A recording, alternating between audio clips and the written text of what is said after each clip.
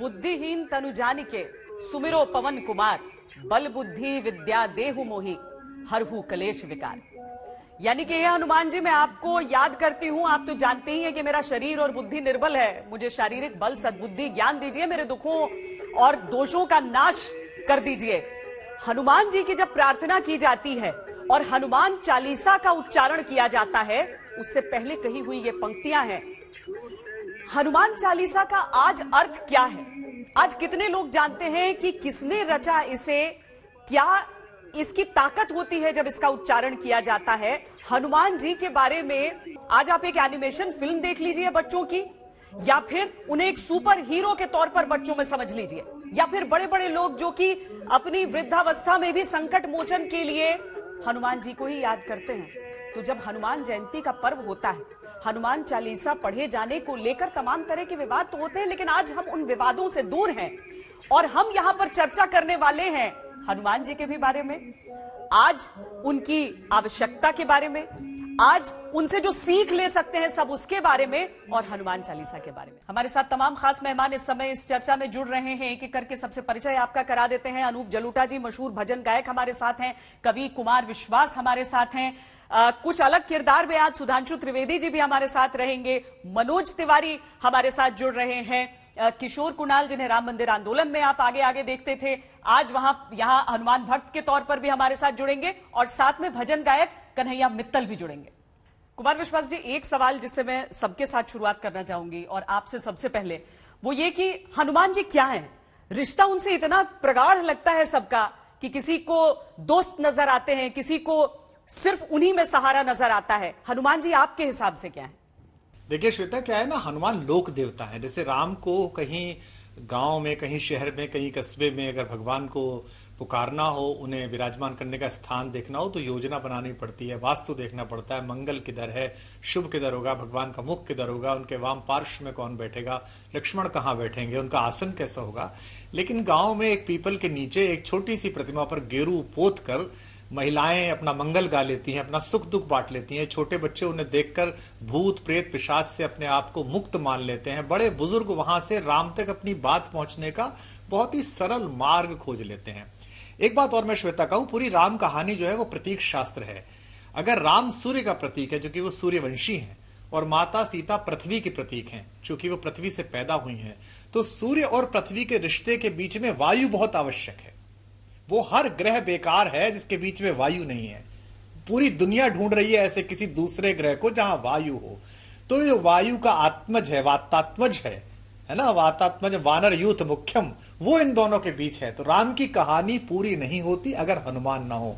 इसलिए हनुमान लोक मंगल का एक ऐसा प्रतीक है जिनसे केवल भारतीय ही नहीं, पूरी दुनिया में, आप देखिए होंडुरास में, जिसको कहा जाता है monkey, the country of monkey man, वहां जो गुफाओं में चित्र मिले हैं वो हनुमान के ही चित्र मिले हैं। और अगर राम कथा के विकास के क्रम को ढूंढा जाए तो भगवान राम ने साकेत धाम जाते समय जो सत्ता का वितरण किया था, वो हनुमान के औरस पुत्र को, मकरध्वज को, जो पाताल लोक का राज्य दिया था, अगर भारत से सूची तरीके से नीचे देखा जाए तो दूसरे तल पर जाकर होंडुरास मिलता है, यानी कि उसे पाताल लोक कहा जाता है। मैं एक केवल व्याख्या दे रहा हूं, मैं इसकी वैज्ञानिकता पर बहस नहीं कर रहा। मैं एक बार गया था तो मैंने अमेरिका में एक एयरपोर्ट पर किताब उठा ली थी, the country of monkey man, तो मुझे बड़ा जिज्ञासा हुई और उसमें मैंने ये देखा तो मुझे लगा रे तो अपने वाला ही मामला है। तो हनुमान इसलिए लोक मंगल के देवता है। अगर हम वाल्मीकि से लेकर तुलसीदास तक पहुंचते हैं, हम रामायण से रामचरितमानस तक पहुंचते हैं, तो हम हनुमान चालीसा तक भी पहुंचते हैं। हनुमान चालीसा में जो पूरा वर्णन है, जो व्याख्यान है, उसको अगर हम मौजूदा परिवेश में समझें तो कैसे? देखिए, पहली बात तो भगवान राघवेंद्र सरकार राम जो है ना, उनकी सबसे बड़ी बात तो ये समझिए कि वो वंचितों के, पिछड़ों के, दलितों के, आदिवासियों के, मल्लाहों के, निषादों के, कोलों के, किरातों के, इन सबके सहचर हैं। भगवान निकले अयोध्या से और गए रामेश्वरम पार करके लंका तक, जहां हमारी माता ने कुछ समय बिताया। रास्ते में किसी राजवंशी से नहीं मिले, वो इन्हीं लोगों से मिले। और हनुमान उसी वन्य सत्ता के प्रतिनिधि हैं। वे निर्वासित सुग्रीव के महामंत्री हैं, उसके प्रधानमंत्री हैं। और पहली बार वो एक अपरिचय भेष में आते हैं, ब्राह्मण भेष में, क्योंकि ज्ञानी भी हैं। ज्ञानी नाम अग्रगण्य, ज्ञानियों में भी अग्रगण्य है। भगवान शंकर जिसके गुरु हो वो कितना ज्ञानी हो सकता है, आप सोच के देखिए। तो हनुमान का प्रतीक शास्त्र समझना बहुत आवश्यक है। मैं जो नई पीढ़ी से अपने अपने राम में बात करता हूं, वो बार बार ये कहता हूं कि जो विग्रह दिखाई देता है आपको, इस पर ज्यादा बच जाइएगा। ये तो केवल आस्था है, केवल आपका संकेत है जुड़ने का ईश्वर से। लेकिन वनबंधुओं के, वंचितों के एक ऐसे रणनीतिकार जिनके बिना राम का कोई काम पूरा नहीं होता है, तो हमको लगता है राम तक पहुंचने का सबसे अच्छा मार्ग हनुमान है। और यही बाबा तुलसी को लगा। आपको मैं एक बात सुना दूं विशेष रूप से, कि बाबा को, तुलसीदास जी को बाहू में बहुत पीड़ा हो गई थी।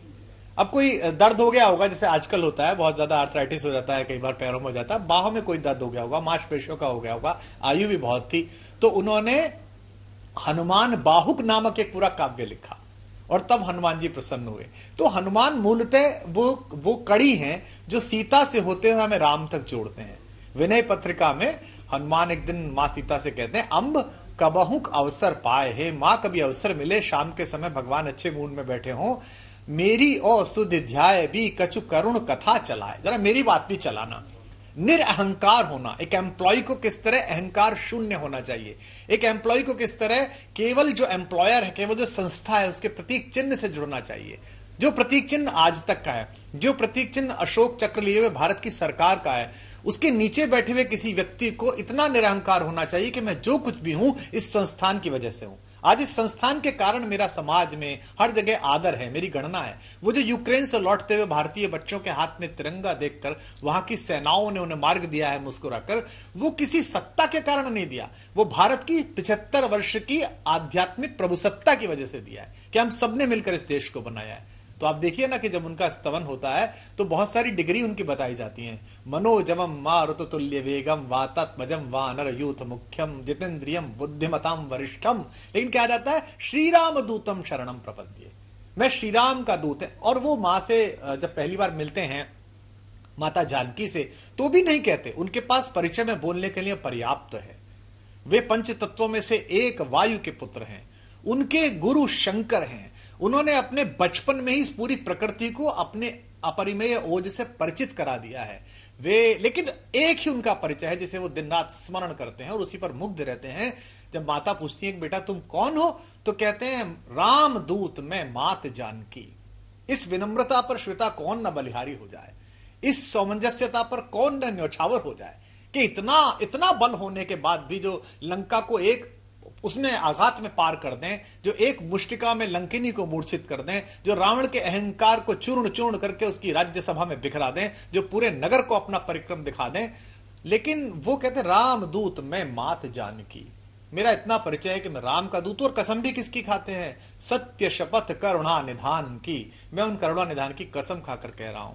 तो जो युवा पीढ़ी आज आपके माध्यम से, आज तक के माध्यम से भगवान का ये पुण्य पर्व मना रही है मारुति नंदन का, उन सबसे प्रार्थना है कि आपकी श्रद्धा, आपकी आस्था के साथ बिल्कुल शुभकामनाएं, आप ये काम करिए। लेकिन एक मैनेजमेंट गुरु के रूप में, एक डिजास्टर मैनेजर के रूप में, एक टास्क मैनेजर के रूप में, एक इवेंट मैनेजर के रूप में अगर आप हनुमान को देखेंगे, तो जो आपने एमबीए में पढ़ा है, जो आपने अपनी हार्वर्ड जाके पढ़ा है, जो आईआईएम जाकर पढ़ा है, मैं निश्चित रूप से आपको भरोसा दिलाता हूं कि उसमें थोड़ी और धार लगेगी, थोड़े आप और भारतीय हो पाएंगे। और यही एकमात्र उद्देश्य मेरा निजी रूप से इन दिनों है कि जो अपने अपने राम के सत्र हैं जो भारत भर में होते हैं, कि मैं उन्हें राम के उस मानवीय पक्ष से परिचित कराऊं जिन्होंने दाशरथी राम, जो स्वयं विष्णु के अवतार हैं, उनके मनुष्य होने की संभावना को आसान कर दिया, सहज कर दिया, सरल कर दिया और सरस कर दिया।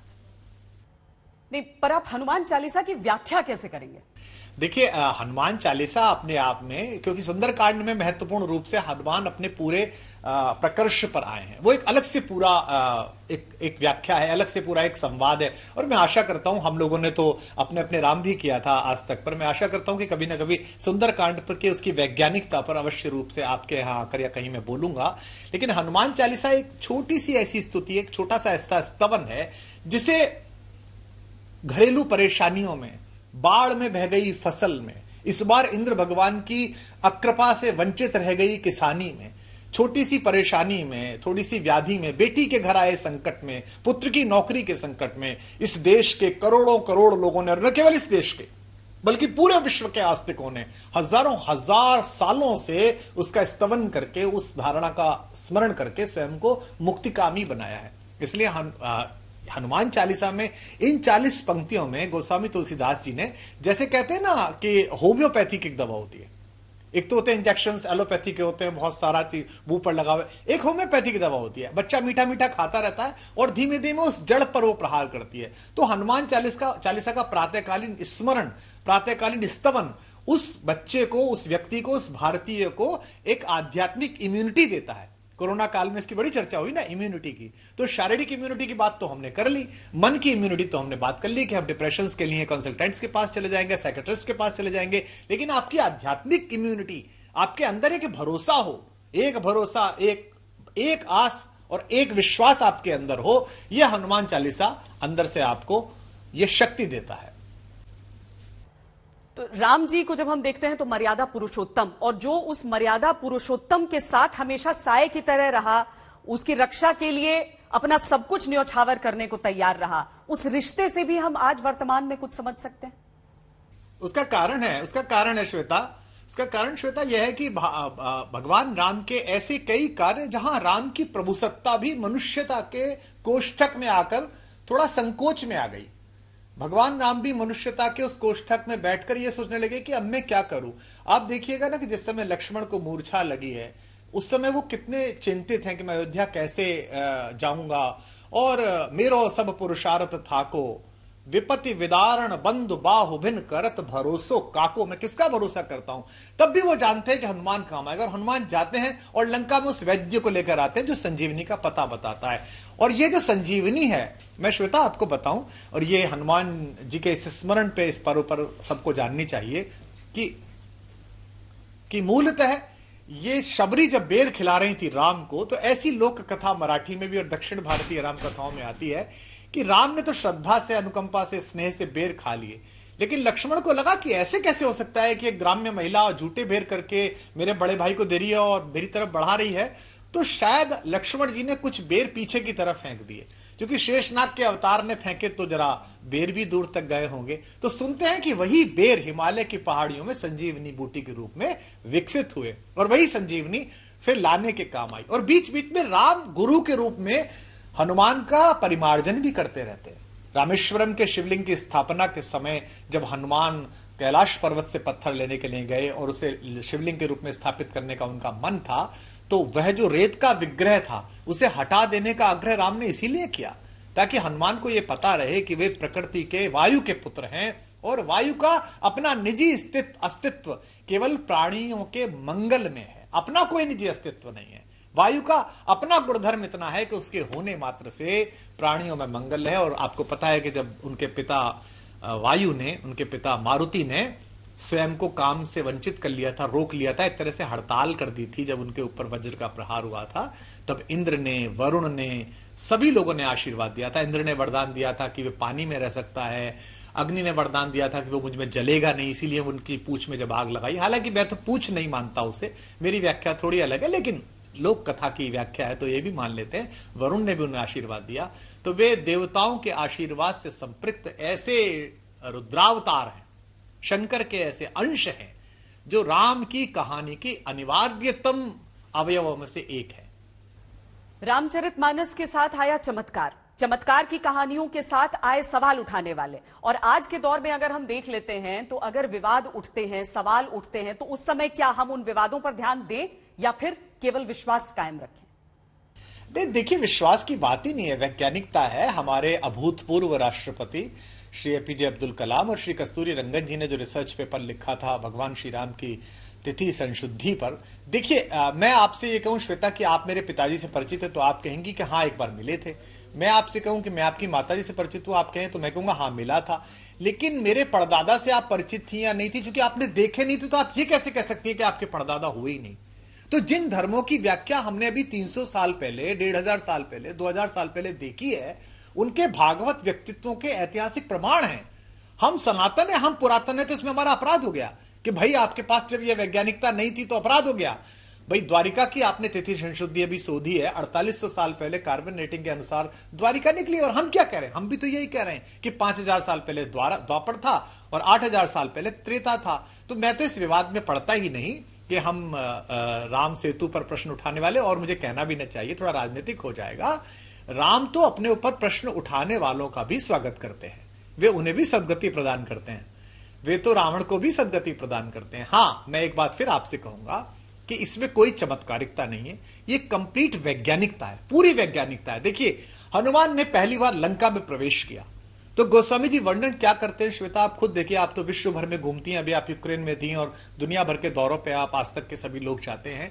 पहला टाइटल क्या दिया, अयोध्या का पहला वर्णन क्या किया है, कनक कोट पर परम प्रकाशा, absolute lighting on golden domes, बड़े गोल्डन प्यारे प्यारे, सब बहुत अच्छी लाइटिंग है। तो ये जो अमेरिका है, ये जो दुबई है, ये जो दुनिया भर के वो देश हैं जिन्होंने दुनिया भर से छीन कर अपने यहां निवेश किया है, चाहे आप लंदन उतरिए, चाहे आप न्यूयॉर्क उतरिए, चाहे आप वॉशिंगटन डीसी उतरिए, चाहे आप मिडिल ईस्ट में किसी जगह पर उतरिए, ये सब देश क्या है, कनक कोट पर परम प्रकाशा। और ध्यान रखिए कि राजसिकता के ऊर्ध्व पर बैठी हुई अयोध्या को अगर तामसिकता के ऊर्ध्व पर बैठी हुई लंका का पराजय करना है, परास्त करना है, तो उसे वनवासी हनुमानों के साथ वन्य जीवन की प्राकृतिक किष्किंधाओं को साथ लेना पड़ेगा।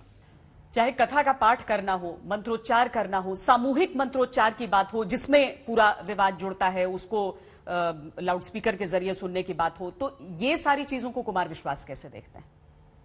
देखिए श्वेता, मैं इसको प्रतिक्रियावादी होकर नहीं बोल रहा। मेरा मानना यह है कि श्रद्धा किसी भी प्रकार की हो, आस्था किसी की प्रकार की हो, अगर वो किसी दूसरे को हानि नहीं पहुंचा रही है तो विश्व के समस्त समुदायों को उसे स्वीकार करना चाहिए। हमारे यहाँ कहा जाता है श्रद्धावान लभते नरः, जिसके पास श्रद्धा होती है। मैं अपनी माँ के प्रति श्रद्धा रखता हूं तो मुझे लाभ पहुंचेगा, आप अपने संस्थान के प्रति श्रद्धा रखती है तो आपको लाभ पहुंचेगा, आप अपने देश के प्रति श्रद्धा रखती है तो देश को और आपको दोनों को लाभ पहुंचेगा।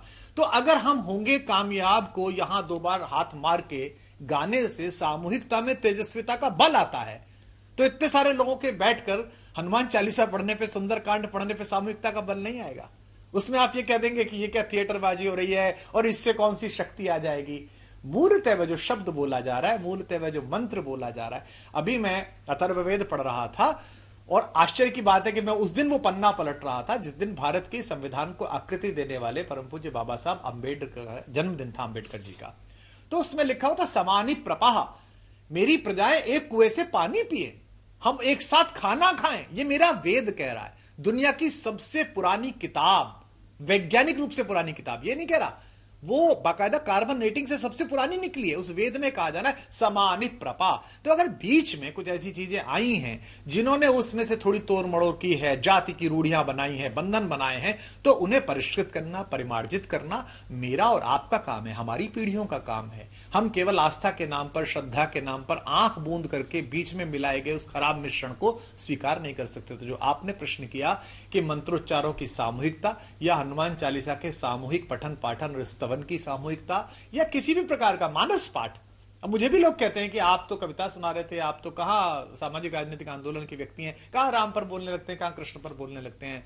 मैं तो बोलना चाहता हूं बुद्ध पर भी, मैं तो बोलना चाहता हूं इस्लाम पर भी, पर मुझे पता है कि कुछ जगह मेरी स्वीकार्यताएं कम होंगी। यहां मेरी स्वीकार्यता मेरे अंदर है तो मैं बोल लेता हूं। तो मैं उन सबसे भी कहता हूं जो सुन रहे हो कि आप एक बार समूह में बैठकर गाकर तो देखिए, आप एक बार पुकार कर तो देखिए। आप छोटी छोटी चीजों पर भरोसा करते हैं, आप इंटरनेट पर बनी हुई ऐप पर भरोसा करते हैं, आप सरकारों पर भरोसा करते हैं, सरकारों के सरकार पर भी एक बार भरोसा करके देखिए। जो लोग आपको कभी बचाने नहीं आए, मिलने नहीं आए, हो सकता है कि सरकारों के सरकार आपके अंदर वो आत्मबल भरें कि आप स्वयं ही उन परिस्थितियों से जूझ लें जो मनुष्य के नाते हमारे जीवन में आती हैं।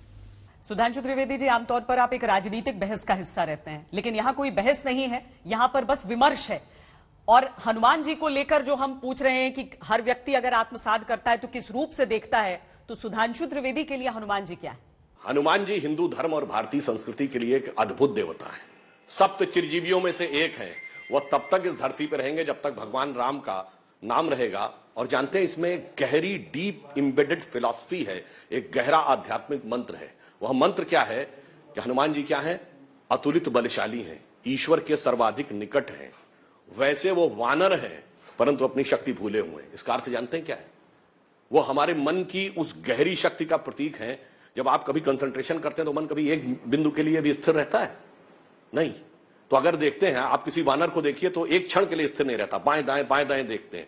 परंतु यदि वानर रूप में आकर बाल ब्रह्मचारी यानी मन सर्वाधिक आवेग से जिस पर भागता है, वह काम वासना वहां तक जाके जब नियंत्रित कर लेता है कोई भी व्यक्ति अपनी चेतना को, तो उसे क्या मिलता है? अतुलित बल, ईश्वर के सर्वाधिक निकट। और वह शक्ति जो भूले हुए थे वह भूली हुई शक्ति याद आ जाती है और तब आदमी कहता है राम दूत अतुलित बलधामा अंजनी पुत्र पवन सुतनामा। और उसके बाद तब उसे वह शक्ति याद आती है तो उसे समझ में आता मेरे अंदर कितनी शक्ति थी। तो कहा जाता पवन सतय पवन तनय सुत पवन समाना काचु पिसाद रहा बलवाना। और एक बिंदु और कह दूं, आपने हनुमान जी के बहुत मंदिर देखे होंगे। जो लोग कहते हैं भगवान राम के पुत्र थे लवकुश, उनके कितने मंदिर देखे। भगवान राम के शिष्य, भगवान राम के प्रिय भक्त हनुमान जी के कितने मंदिर देखे। तो यह दर्शाता है कि भक्त और भगवान का जो संबंध है वह अनुकरणीय होता है। हनुमान जी जब सीता माता के पास गए थे अशोक वाटिका में, और उन्होंने जाके जब पहचान लिया, सीता जी को विश्वास हो गया कि ये भगवान के दूत हैं, और हनुमान जी ने कहा कि माता चिंता मत करिए, कुछ ही दिनों में हम आएंगे और राक्षसों को मारकर आपको मुक्त करा के ले जाएंगे। तो सीता जी ने कहा कि राक्षस तो बड़े शक्तिशाली हैं और वानर तो तुम्हारी तरह छोटे हैं, इसलिए मेरे मन में संदेह है। सीता जी ने कहा है सुत कपि सब तुम ही समाना जातु धान अति भट्ट बलवाना मोरे हृदय परम संदेहा। जब उन्होंने कहा था मोरे हृदय परम संदेहा, तो हनुमान जी ने क्या किया, सुनी कपि प्रगट कीन निज देहा।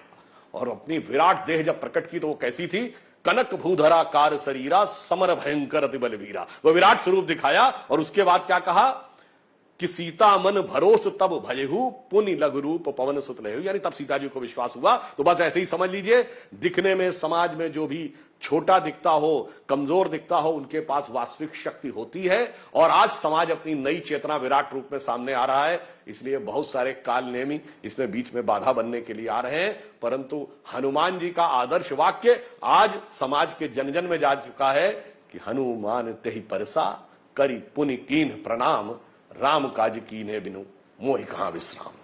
सुधांशु जी, क्या आपको लगता है कि हनुमान जी का नाम लेकर राजनीति हो रही है आज? आपने बहुत अच्छी बात कही है। बड़ी समस्या की बात यह है कि इस देश में धर्म के नाम पे ऐसी जबरदस्त राजनीति हुई कि मैं ईमानदारी से कहता हूं, और ये मैं पहले भी कह चुका हूं, 2014 से पहले भारत एक आंशिक मुस्लिम राष्ट्र था। चूंकि यही एक ऐसा देश था जहां मौलवियों को सरकारी तनख्वाह मिलती थी, और यदि शरिया का कोई प्रावधान कोर्ट अगेंस्ट में चला जाए तो कॉन्स्टिट्यूशनल अमेंडमेंट करके उसको सर्वोच्च न्यायालय से ऊपर कर दिया जाता था। अन्यथा मेरा कोई मित्र बता दे दुनिया का एक सेकुलर देश जहां मौलवियों को सैलरी मिलती हो और जहां शरिया संविधान से ऊपर होता हो। और यह तो एक तरफ था, और दूसरी तरफ जब हनुमान जी के आराध्य भगवान राम के जन्म की बात आती थी तो कहा जाता था साबित करो। पहले कहा जाता था यह अयोध्या थी नहीं, यह साबित करो, राम हुए थे कि नहीं, यह साबित करो, और यही हुए थे तब साबित करो। अब आप जब दो पलड़ों पर रख के ऐसी राजनीति करेंगे तो फिर राजनीति का भी एक दूसरा स्वरूप दिखेगा। और जो मैंने कहा कि हनुमान जी के रूप में समाज की चेतना एक नए रूप में दिखेगी। सुधांशु जी, राजनीति में संकट के समय बहुत आता है और हनुमान जी हैं ही संकट मोचक, और उस संकट से गुजरने के लिए हनुमान चालीसा का पाठ करना होता है। आप करते हैं हनुमान चालीसा का पाठ? देखिए, मैं एक बात कहूं, हनुमान चालीसा, बजरंग बाण, हनुमत स्तवन, यह सारी चीजें अपनी जगह हैं। संकट के साथ साथ हनुमान जी एक नई प्रकार की गहराई राजनीतिक चेतना भी देते हैं, और सारी सिद्धियां भी उनके साथ हैं। अष्ट सिद्धि नवनिधि के दाता। और दूसरी बात है, समझ लीजिए, वो भगवान के किस रूप के आराधक हैं। जो हनुमान चालीसा में कहा गया सब पर राम तपस्वी राजा तिनके काज सकल तुम साजा। तो राजा वो जो तपस्वी हो वो सबसे महत्वपूर्ण है। तो भगवान राम वनवासी राम बन के महान है, राजा राम बन के महान नहीं है। हनुमान जी उस वनवासी राम के भक्त हैं। इसलिए मैं कहता हूं कि समाज की चेतना के वह प्रतीक हैं कि वो जो गिरि में रहते थे, जिन्हें वानर कहा गया, उन्हीं के पास अतुलित शक्ति थी। और उस समय अधर्म के सबसे बड़े प्रतीक रावण के साथ युद्ध में धर्म की विजय स्थापित करने में उन्होंने सर्वाधिक योगदान दिया था। किशोर कुणाल जी, जब हम हनुमान जी के बारे में आज बात करते हैं, राजनीति के मंचों से कई बार उनका नाम आता है, लेकिन एक भी भारतवासी ऐसा नहीं होगा जिसके दिल में नहीं रहते हैं। सबको लगता है कि हनुमान जी हैं तो बेड़ा पार लग जाएगा। आपको हम सबने राम मंदिर आंदोलन में बहुत प्रमुखता से देखा है, लेकिन जब जो भी बिहार निवासी हैं या पटना वासी हैं वो जानते हैं कि महावीर मंदिर की जब शिखा ऊंची और ऊंची होती जाती थी तो उसके पीछे का नाम कौन था। तो हनुमान जी कौन है आपके लिए? हनुमान जी मेरे लिए कलयुग के सबसे महत्वपूर्ण देवता हैं, मेरे लिए हनुमान जी त्याग समर्पण के प्रतीक हैं, जिन्होंने हमेशा दूसरों के लिए काम किया और अपने लिए कुछ भी सोचा नहीं। और हनुमान जी हम सबके त्राता हैं। हनुमान जी ज्ञान के सागर हैं, हनुमान जी बल के पारावार हैं, और जितने भी सद्गुण हो सकते हैं सभी सद्गुणों का आगार हनुमान जी हैं। इसलिए हनुमान जी जैसा ये नहीं कहूँगा कोई दूसरा देवता नहीं है, लेकिन हाँ कलयुग में सबसे प्रभावी देवता है। और उनका यदि उनके आचरण का अनुसरण हम करते हैं तो कलयुग में या आज के भारतवर्ष में समाज में शांति आएगी, देश में प्रगति आएगी, यही मेरी मान्यता है। इसलिए आज सब लोग किसी भी संप्रदाय के हों, वे सब हनुमान जी को बहुत श्रद्धा के साथ देखते हैं और उनका नमन करते हैं, और जब आवश्यकता होती है तो उनका स्मरण करते हैं, और उनके स्मरण से जो संकट होता है वो संकट दूर हो जाते हैं। इसलिए ये संकट मोचन कहे जाते हैं। इसलिए ये मनोकामना पूर्ण करने वाले देवता समझ जाते हैं। ऐसी विलक्षण प्रतिभा या ऐसा विलक्षण चरित्र किसी और देवता का नहीं है। अनूप जलोटा जी, वैसे तो शक्ति के लिए प्रार्थना करते हैं हम, लेकिन हनुमान जी से जो सीखने वाली चीज हो जाती है वो उनकी भक्ति भी हो जाती है। तो एक भक्त के रूप में हम आपके अलग अलग भजन जरूर सुनते हैं, लेकिन जब एक भक्त की भक्ति कोई भक्त करता है तब तो वो अद्भुत ही हो जाता है। देखिए, जो शक्ति है वो तभी तक शक्तिशाली रहती है जब उसमें भक्ति का मिश्रण हो। अगर भक्ति नहीं है तो शक्ति भी क्षीण हो जाती है। जैसे हमारा संगीत है, संगीत में हम अभ्यास न करें, संगीत के प्रति हम वो आस्था न रखें कि ये मां सरस्वती का एक वंदन है, तो उसमें शक्ति नहीं आती। तो संगीत में भी शक्ति के लिए हमको भक्ति उसमें जोड़नी पड़ती है। इसी तरह हनुमान जी की जो शक्ति है वो इसीलिए प्रबल है क्योंकि उसमें भक्ति है। इसीलिए वो गाते हैं कि दुनिया चले ना श्री राम के बिना, राम जी चले ना हनुमान के बिना। दुनिया चले ना श्री राम के बिना, लंका जले ना हनुमान के बिना। दुनिया चले ना श्री राम के बिना, सीता जी न मिले हनुमान के बिना। अरे दुनिया चले ना श्री राम के बिना, लक्ष्मण जी न हनुमान के बिना।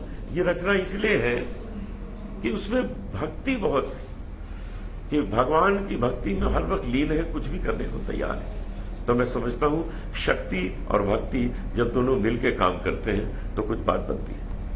कन्हैया जी, आपके भी भक्ति गीत हम सुनते रहते हैं। यहाँ पर हनुमान जी का के बारे में हम बात कर रहे हैं और इसके साथ ही हम उस पूरे दौर की भी बात कर रहे हैं जहां पर विवादों के बीच कई दफा ईश्वर भी आ जाते हैं।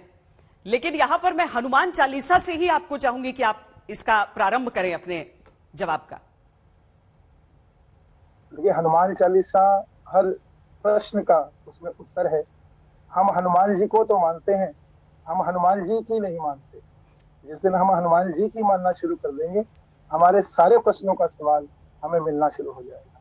और बात रही हनुमान चालीसा की, तो मेरी सबसे प्रिय लाइनें, सबसे प्रिय शब्द जो हनुमान चालीसा से पूरे विश्व के लिए, आज भारत भी विश्व गुरु बनने की कगार पर है, तैयारी पर है, तो अगर इन दो लाइनों का अनुसरण कर ले हम कि जय जय जय हनुमान गोसाई, कृपा करहु गुरुदेव की नाई।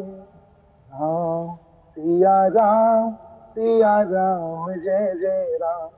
कि हनुमान जी से अगर मांगना है तो उस गुरु की छाया मांग लीजिए, क्योंकि इनसे बड़ा गुरु कोई नहीं है। और भक्ति सब कुछ होते हुए भी राम जी के इतने काज किए, मगर फिर भी अपनी जगह जो रखी, चरणों में रखी। यही एक सही और सच्चे भक्त का प्रमाण होता है कि चाहे उसने कुछ भी किया हो अपने प्रभु के लिए, लेकिन अपना स्थान नहीं बदलते। वही हनुमान जी है। संपूर्ण भारत में क्या, विश्व में जो राष्ट्रपति ओबामा थे अमेरिका के, वो भी हनुमान जी का स्वरूप अपने साथ रखते नहीं, पर देखिए ना, भजन गायक हैं आप और गीतों के जरिए आप बेहतर अपने शब्दों को रख पाएंगे। जी। दुनिया चले ना श्री राम के बिना, जो अनूप जी ने सुनाया, अब उसी का दूसरा पर्यायवाची मैं कोशिश करता हूँ जी। दुनिया रचने वाले को भगवान कहते हैं, दुनिया रचने वाले को भगवान कहते हैं, और संकट हरने वाले को हनुमान कहते हैं। हाँ, संकट हरने वाले को हनुमान कहते हैं।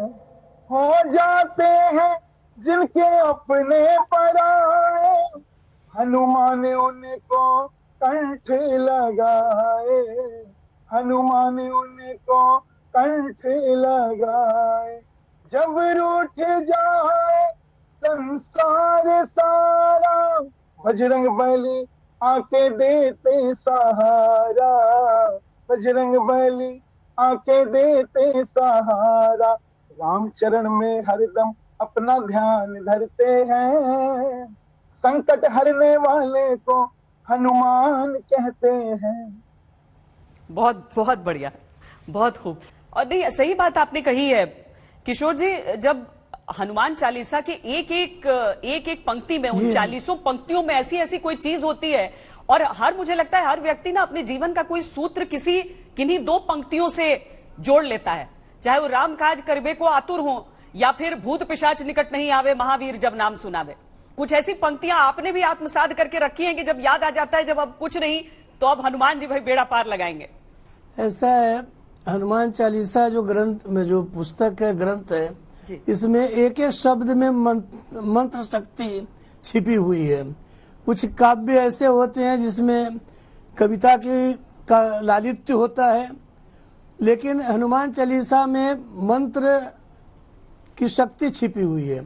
इसलिए मैं तो प्रतिदिन न केवल हनुमान चालीसा बल्कि वाल्मीकि का जो सुंदर कांड है वो भी पाठ करता हूँ, और हनुमान चालीसा के जो मंत्र हैं उनको अपने जीवन में आत्मसात करने की, या जब संकट होता है तो समग्र हनुमान चालीसा 3-4 मिनट लगते हैं, उनका पाठ करता हूँ।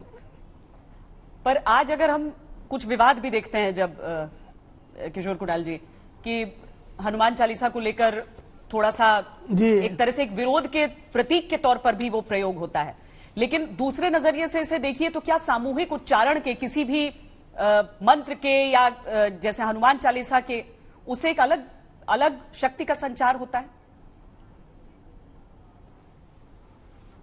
अवश्य होता है। और हम लोगों ने जो बिहार में एक संगत पंगत प्रारंभ किया था, संगत यानी सब लोग एक साथ मंदिर में बैठ करके पाठ करें, उसमें हनुमान चालीसा का ही पाठ होता है।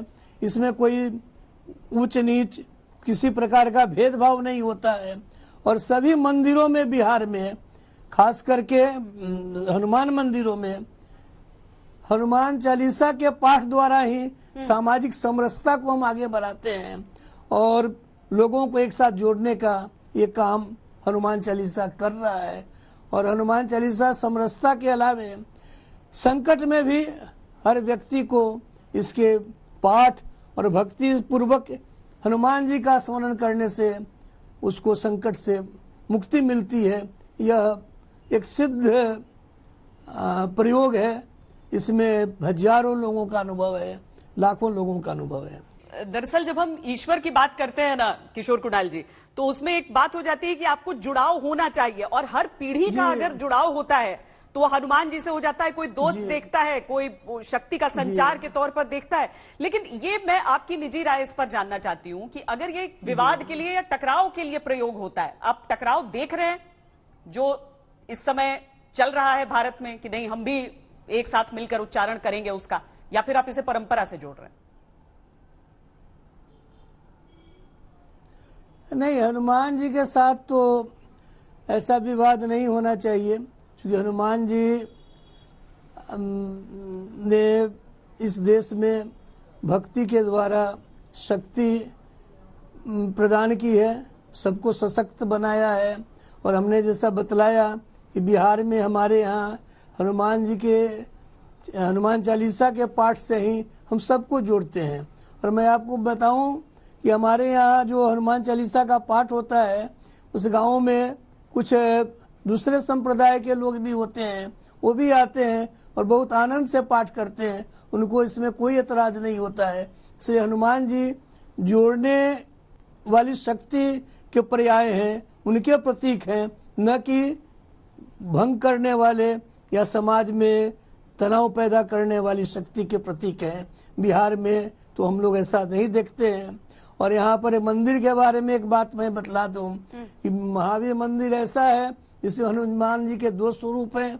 सदियों से लोग मानते आए हैं कि एक मनोकामना पूर्ण करते हैं और दूसरे संकट हरण करते हैं। और बिहार में हनुमान चालीसा के माध्यम से लोगों को जोड़ने का काम किया जा रहा है, तोड़ने का नहीं। मनोज तिवारी जी, आपके तो लोक गीतों में हनुमान जी जरूर रहते हैं। आपके होली के गीत भी कई बार रंगरसिया में आके आपने गाए हैं, तो हनुमान जी की वंदना करते हुए गाए हैं, उनका बखान करते हुए गाए हैं। तो हनुमान जी मनोज तिवारी के लिए क्या है, वो कितना उनकी चीजों को आज प्रासंगिक मानते हैं, और हनुमान जी से मनोज तिवारी का रिश्ता जरा गीतों में भी बांध कर अगर आप सुना सकें। श्वेता जी, सबसे पहले तो आज तक के मार्फत सभी को, हमारे दिल्ली वासियों को भी, हमारे उत्तर प्रदेश, बिहार, झारखंड के अलावे पूरे देश के लोगों को हनुमान जयंती की बहुत बहुत बधाइयां मैं देना चाहता हूं। मेरे लिए हनुमान जी दया के सागर हैं। हमारे लिए हनुमान चालीसा की जो पहली लाइन है वही हमारे लिए हनुमान जी हैं। श्री गुरु चरण सरोज रज निज मन मुकुर सुधार, वरणौ रघुबर विमल जस जो दायक फल चार। बुद्धिहीन तनु जानिके सुमिरो पवन कुमार, बल बुद्धि विद्या देहु मोहि हरहु कलेश विकार। सियावर रामचंद्र की जय, पवन सुत हनुमान की जय। हमारे लिए हनुमान जी बल बुद्धि विद्या के निधान के साथ साथ दया के सागर है। लोगवा कहेला बल आगर सुनहो बजरंग बली, तू त दया के हौवा सागर सुनहो बजरंग बली। मेरे लिए तो हनुमान जी की एक एक कहानी हमारे जीवन में न जाने कितनी ऊर्जा भी भरती है, कितने रास्ते भी दिखाती है। मनोज जी, पर राजनीति बहुत होती है हनुमान जी के नाम पे, चाहे उनके ऊपर दिया हुआ कोई बयान हो जिसकी बखिया उधेड़ दी जाती हो, या फिर दिल्ली चुनाव याद कर लीजिए ना, जब अरविंद केजरीवाल ने जाकर हनुमान मंदिर गए थे और वहां पर हनुमान चालीसा का पाठ कर दिया था। श्वेता जी, मेरा मानना है कि हनुमान जी के नाम पे राजनीति नहीं होती है, बल्कि अब तो वो समय आ गया है जब हनुमान जी के नाम से राजनीति हो रही है। राजनीति में जो लोग हैं वो ये समझ लिए थे कि हनुमान जी या जय श्री राम या जय हनुमान ये हमें कहना ही नहीं पड़ेगा। लेकिन वो समय आया, आपने भी बताया, कि लोगों को हनुमान जी के शरण में आना पड़ा है। बड़े बड़े ऐसे लोग जो हनुमान जी का सामने नाम भी नहीं ले सकते थे, वो लोग भी कभी न कभी हनुमान जी के शरण में आए। तो देखिए, हनुमान जी एक बार तो कालनेमी को भी संत समझ बैठे थे, तो थोड़ी देर आशीर्वाद दे दिया था। लेकिन मेरा मानना है कि हनुमान जी चुनाव के लिए नहीं है, हनुमान जी हमारे लिए भाव के लिए है। हमारे लिए भाव है हनुमान जी। कुछ लोगों के लिए चुनाव में वोट लेने के लिए एक थोड़ी सी सहानुभूति हो सकती है हनुमान जी, लेकिन हनुमान जी कल्याण तो कर ही रहे हैं। हमारे लिए हनुमान जी सागर पार से सीता का समाचार लाने वाले हनुमान जी हो, राम जी के काम आने वाले। मैंने बोला है प्रसाद तेरे नाम से मेरा, मिलन करा दो मेरे राम से। हमारे लिए हनुमान जी यही हैं, और मुझे लगता है पूरे देश के लिए, पूरी दुनिया के लिए हनुमान जी भाव के लिए हैं, सिर्फ चुनाव के लिए नहीं। बहुत बहुत धन्यवाद आप सबका हमारे साथ इस पूरी चर्चा में जुड़ने के लिए। अभी के लिए इतना ही। देश और दुनिया की बाकी खबरों के लिए आप देखते रहिए आज तक।